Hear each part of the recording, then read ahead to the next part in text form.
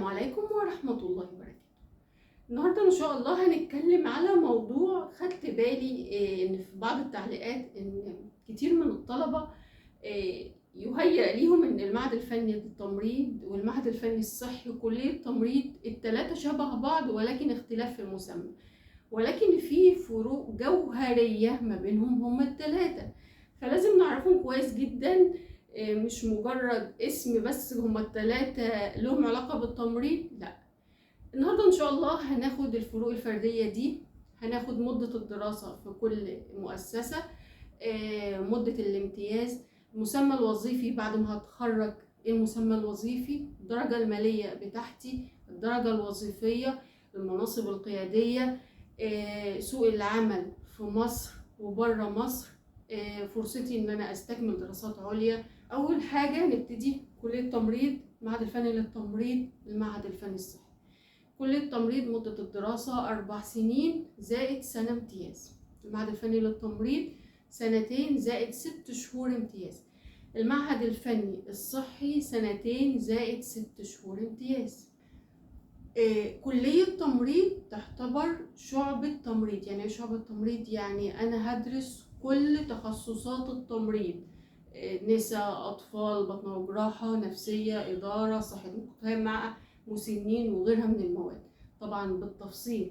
المعهد الفني للتمريض شعبة تمريض، نفس الطريقة بدرس كل هذه التخصصات ولكن قشور. يعني المعهد الفني للتمريض بياخد قشور كلية التمريض، بياخد حاجات كده بسيطة من اللي بيتاخد في كلية التمريض. المعهد الفني الصحي مختلف تماما. المعهد الفني الصحي فيه شعب كتيرة، ومن ضمنهم شعبة التمريض. أنا عندي مثلا في إشاعة وتحاليل مختبرات، تركيب أسنان، أجهزة طبية، تسجيل طبي، تمريض نساء، تمريض أورام. فالمعهد الفني الصحي فيه تخصصات كتيرة غير شعبة التمريض. فأول اختلاف يعني جوهري ما بين الثلاثة إن المعهد الفني الصحي في مجالات تانية غير التمريض. طيب، المسمى الوظيفي بتاعي بعد ما اتخرج في كلية التمريض، المسمى الوظيفي أخصائي تمريض. المسمى الوظيفي للمعهد الفني للتمريض فني تمريض. المسمى الوظيفي لخريج المعهد الفني الصحي حسب تخصصه. يعني لو هو تخصص إشاعة يبقى فني إشاعة، تخصص تحاليل فني تحاليل، تخصص تمريض فني تمريض. الدرجة الوظيفية لكلية التمريض هيتعين على الدرجة الثالثة. الدرجة الوظيفية لخريج المعهد الفني للتمريض هيتعين على الدرجة الرابعة. المعهد الفني الصحي برضو على الدرجة الرابعة. طيب، الدرجة المالية كلية التمريض طبعا بيبقى أكتر من المعهد الفني للتمريض والمعهد الفني الصحي. بقد إيه؟ ما أقدرش أقول لكم بقد إيه، لأن بتختلف من هيئة لهيئة.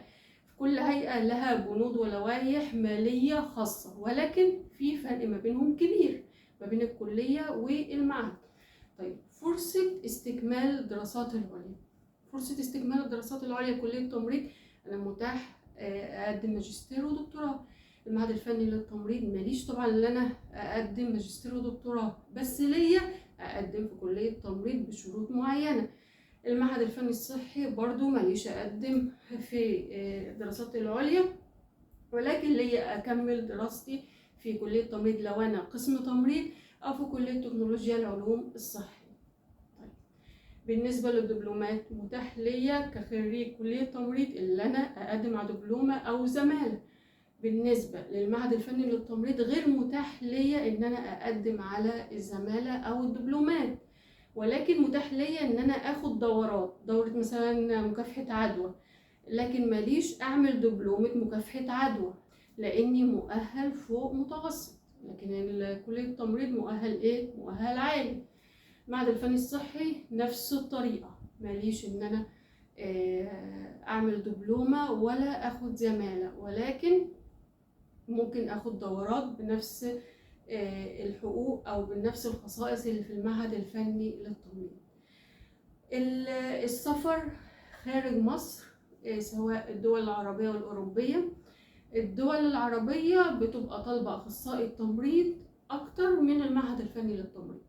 قلنا المعهد الفني الصحي مختلف شوية لأن فيه تخصصات مختلفة، يعني مطلوب الإشعاع، مطلوب التحاليل، ولكن بالنسبة لقسم التمريض فالأولوية لأخصائي تمريض.